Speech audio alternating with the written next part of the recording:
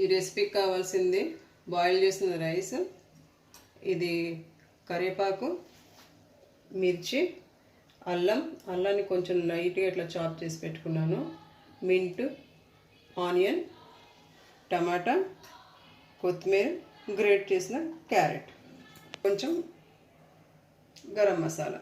ఇప్పుడు ఇందులో ఆయిల్ వేసుకుందాము. ఇప్పుడు గ్యాస్ వెలిగించిన కడాయి పెట్టుకున్నాను, ఆయిల్ వేసుకుందాం. ఇందులో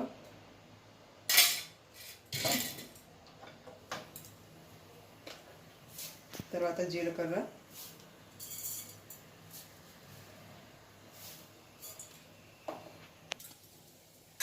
ఇప్పుడు ఈ జీలకర్రని ఇప్పుడు కొంచెం వేయిద్దాము.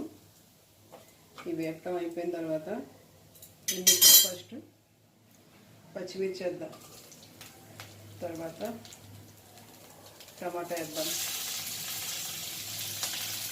ఇది కొంచెం వేగిన తర్వాత, ఫ్రై అయిన తర్వాత ఇది ఇట్లా ఫ్రై అవుతూ ఉండాలి. ఇప్పుడు అల్లం వేద్దాం, కరివేపాకు,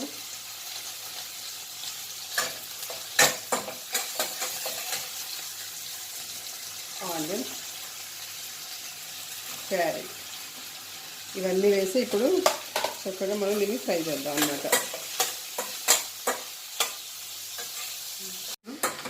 3 to 4 minutes పాటు దీన్ని ఇట్లా ఫ్రై చేస్తూ ఉండాలి బాగా. చేసిన తర్వాత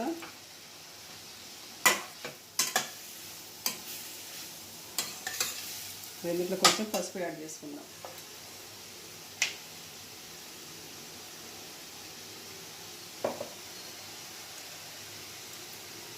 అట్లాగే ఇప్పుడు కొద్దిగా సాల్ట్ టేస్ట్ అన్నమాట, మనకి ఎంత కావాలో అంత వేసుకునేది. దీంట్లో కొంచెం ధనియా పౌడర్,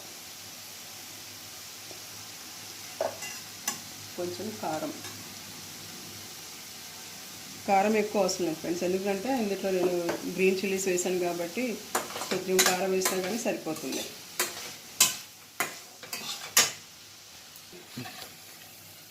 కొంచెం గరం మసాలా,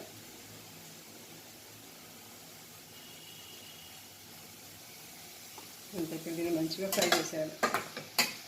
మసాలా అంతా వేసాను కదా, ఇప్పుడు దీన్ని మనం ఇప్పుడు 4 to 5 minutes పాటు ఇట్లా మిక్స్ చేస్తూ ఉండాలి.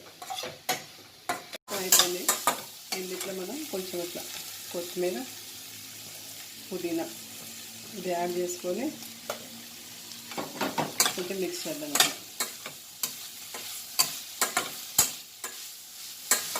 ఇట్లా 1 or 2 minutes పాటు మిక్స్ చేస్తే చాలా ఎక్కువ అవసరం లేదు. ఇప్పుడు ఇందులో రైస్ యాడ్ చేద్దాం. ఈ రైస్ వైట్గా ఎందుకు ఉండదంటే యూజువల్లీ మేము సింగిల్ పాలిష్ బ్రౌన్ రైస్ వాడతాం అనమాట, అందుకని అది హెల్త్కి మంచిది అనేసి ఆ రైస్ మేము వాడుతున్నాం. సో ఇప్పుడు ఇట్లా మిక్స్ చేసేద్దాం.